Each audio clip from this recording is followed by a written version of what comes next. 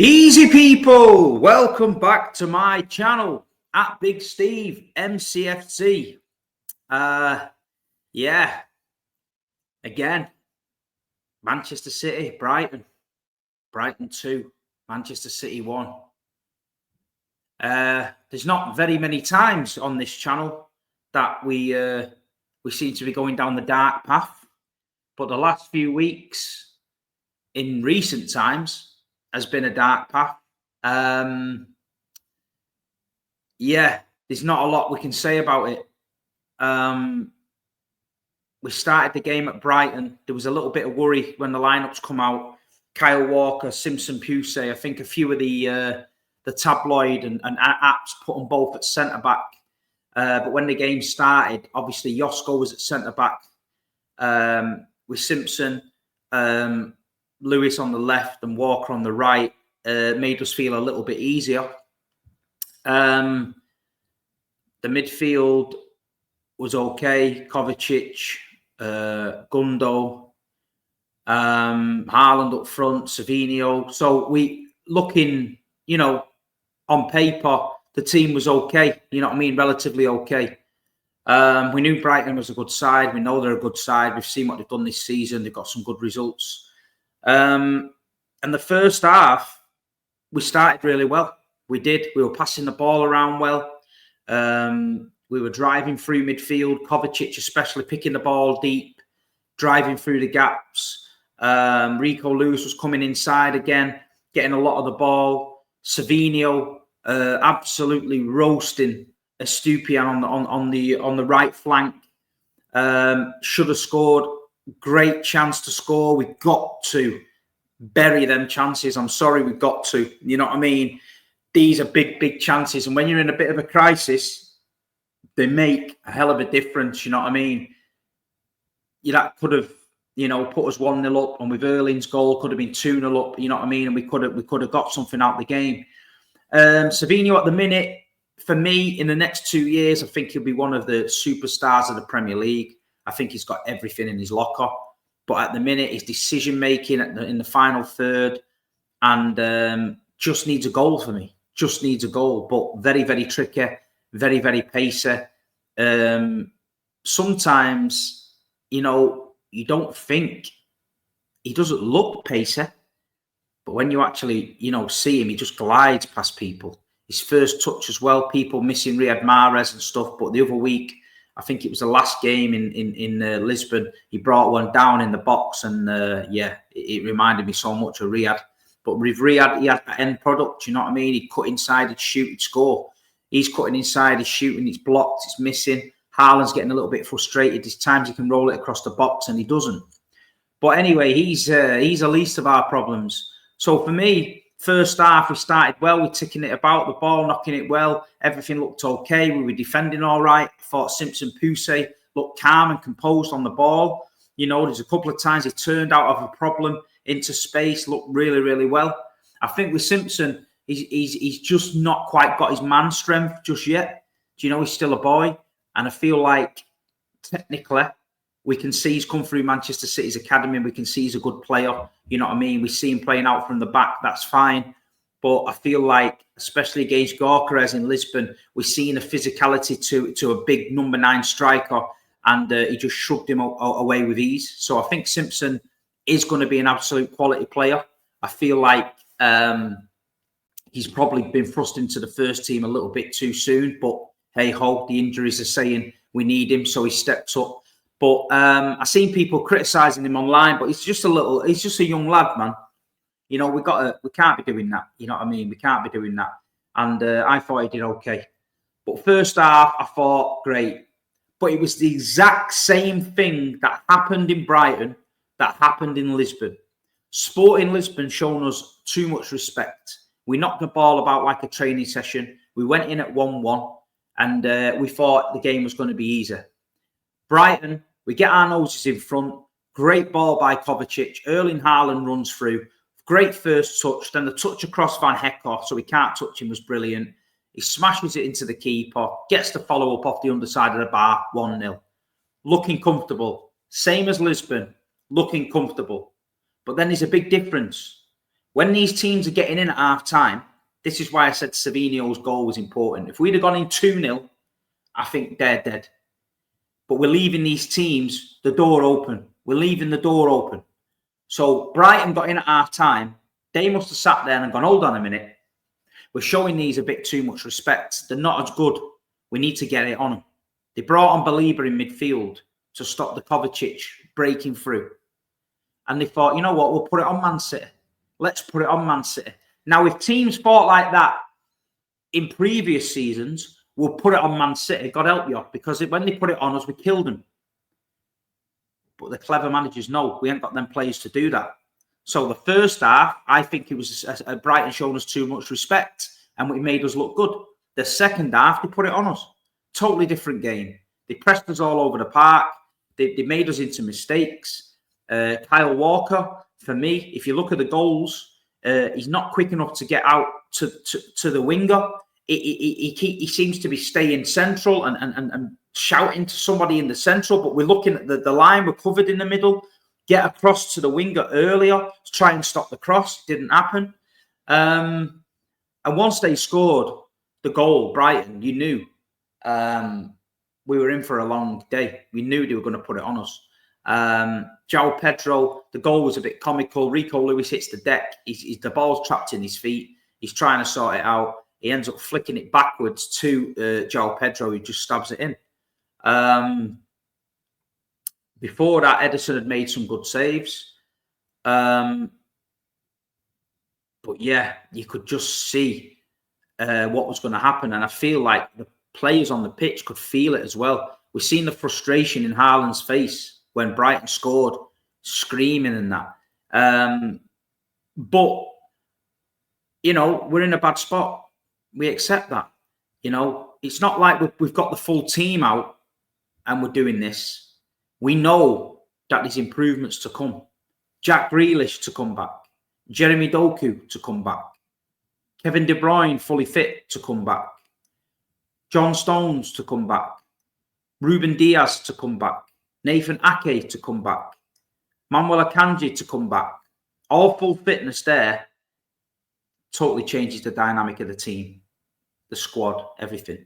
Makes us hard to beat again. Set up from the back, which is it's our forte. We play out from the back. Everything comes from the back. Do you know what I mean? This is the problem. And you know, people saying, "Oh, you can't moan about injuries. Other teams have injuries. They do have injuries. Other teams do have injuries." Not saying that. What we're saying is, if you look at Liverpool, for example, when they lost Van Dijk and they had a couple of injuries that season, they fell off and they ended up in the Europa League. We've won 6 Premier League titles out of 7. We've not had a drop-off. If we have a drop-off, we have a drop-off. You know, sometimes it's refreshing and it's a kick up the arse. Sometimes, you know, it's little drop-offs like this is needed to identify the flaws in the bigger picture. So I'm not overly worried, Blues. I'm not overly worried. Do you know what I mean? We're second in the league. I feel like we're very, very lucky to be second in the league. I feel like we haven't played well all season. So we're lucky. We're second. We're 5 off Liverpool. We've got them to play them in a couple of weeks. We just need to get all the bodies back. This international break has come at the right time. I hope to God Manchester City don't send players that are semi-fit to international duty. They all need to be in the training ground. They all need to be getting treatment. And we need to get everybody back fighting. Pep needs to have a word. And January, they need to identify targets that can improve this squad now. Not City group signings, not players for next season. Now, we need legs. The pressing machine of Manchester City that we are all used to seeing is not there. Individuals are running off on mad presses on their own. I've seen that with other teams. Once you get individuals running off on presses on your own, they just bop the ball about around you. Yeah, and that's what's happening. We need to go together and press together, and we've always been good like that. I'm sure Pep, this week, in the next couple of weeks with his international break, he's probably going to have a bit of time to himself, but he's going to analyse these games and he's going to find solutions to problems. Just let me have a drink.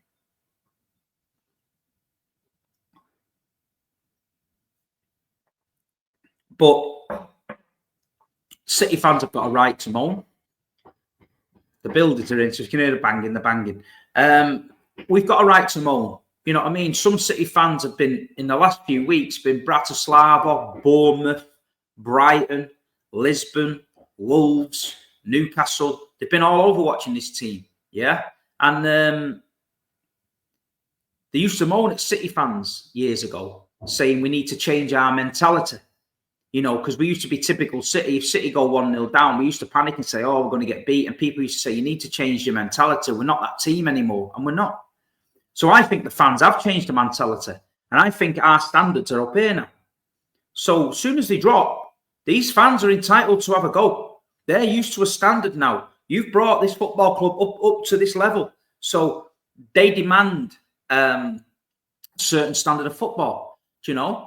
But like I said on my previous videos, we've got to make it constructive. We've got to make it like we always do. We talk about it.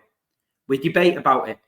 But we don't ever divide us. It doesn't fracture the fan base. We don't have one set over there saying this, one set over there saying that, they're saying that, he doesn't do that, he doesn't do that. That does nobody any good. We're talking about it.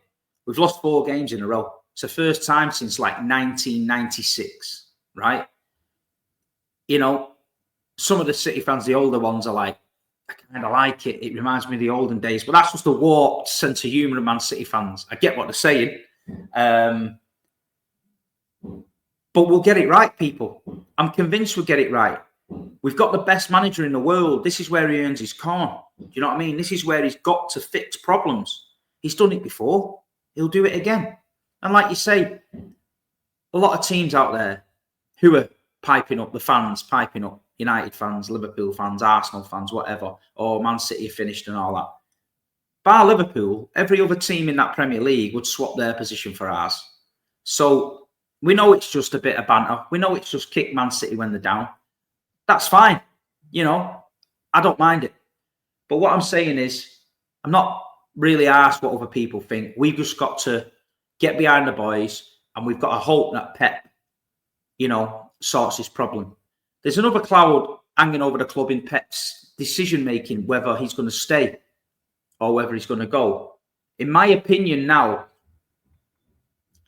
if he's going to stay, now would be the right time to announce he's going to stay. I think it would give everybody a lift, the confidence in the club, and a boost if he came out just before the next fixture and said he's going to stay. If he's going to leave, he cannot say he's going to leave now, because I think if he says he's going to leave now, it'll be a bit like Jurgen Klopp last season. I think that'll be the nail in our coffin for the season, and I think we'd just peter out and just aim for the Champions League. That's in my opinion. But nobody knows what he's planning. There's lots of rumours coming around and saying stuff, but we don't know. You know what I mean? We've just got to hope and pray that we can get another year out of him, and he can fix the problems we've got. I don't know what you guys think. Leave the comments below. Do you think we will improve when everybody's back?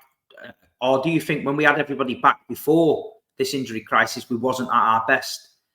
January, is there anybody out there that disagrees with me saying that we've got to bring bodies in January? We've got to bring them in. Even if we've got to pay £5 to £10 million more for certain targets to get them out of their clubs in January, I think it needs to be done. I really do. I know Manchester City have earned a lot of money over the last few years. A lot of these academy products, the Alvarez money, etc., etc. We've got a lot of money, the prize money from the treble and all that.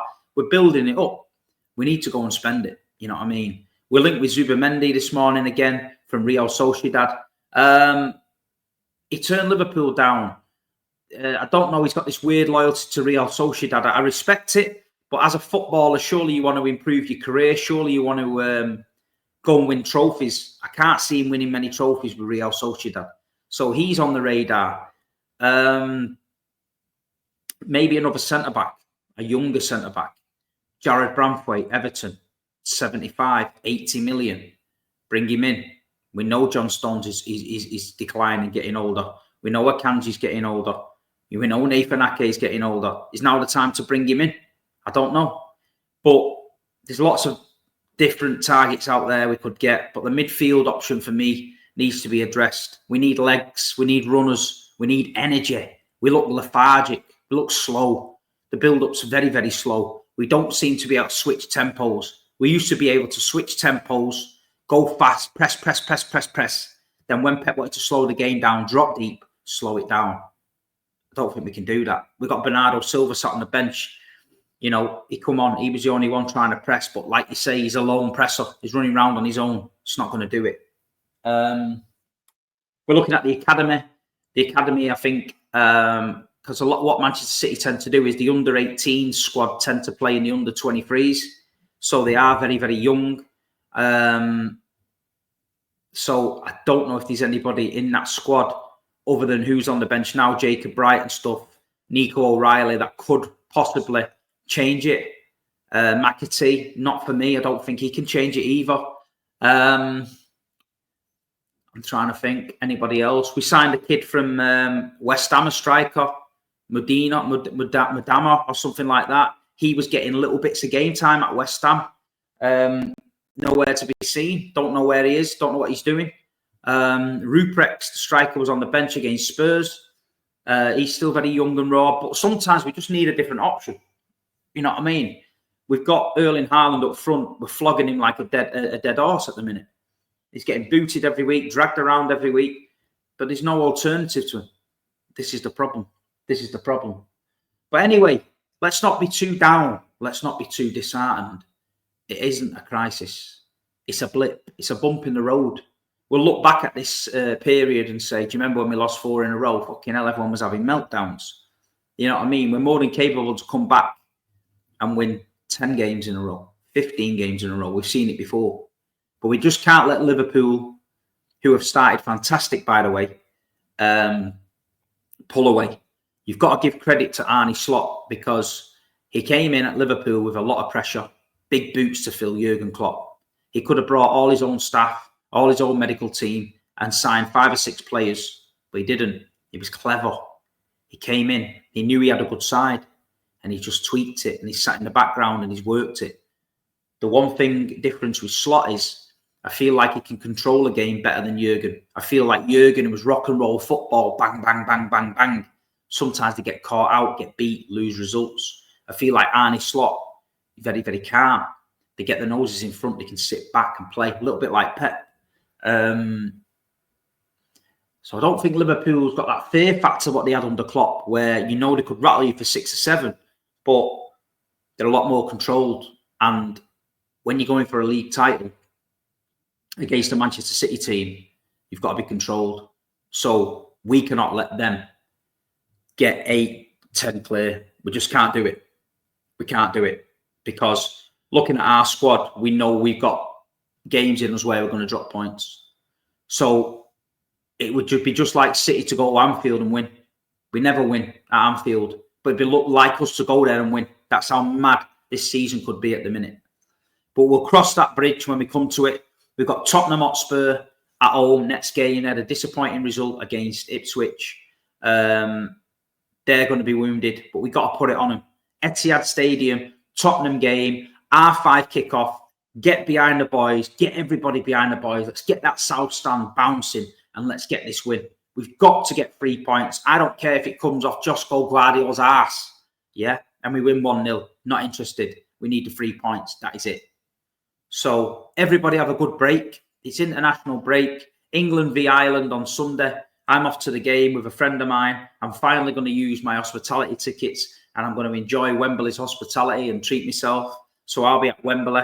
If there's any Blues at Wembley and you see me, come and say hello.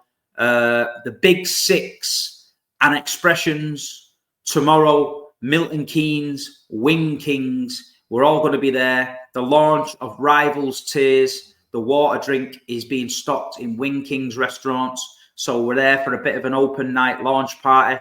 If you want to come down, go on the Wing Kings, Kings with a Z website. There is a link on there for the launch party. You can book a table, £10 deposit, book a table. There'll be all sorts going on. The Big 6 Wing Challenge. Expressions will be doing his usual madness. There's a few other people there. Daps is there, etc. So if you want to come down, you live close to Milton Keynes, tomorrow night, you're not doing anything, book a table, Wing Kings, come down, Rival Tiers, you get free drinks, you know what I mean, the Rival Tiers and stuff. You can have some chicken wings, chill out, and get to chat football with all us guys. Other than that, Blues, please hit the like button. Please share and my streams.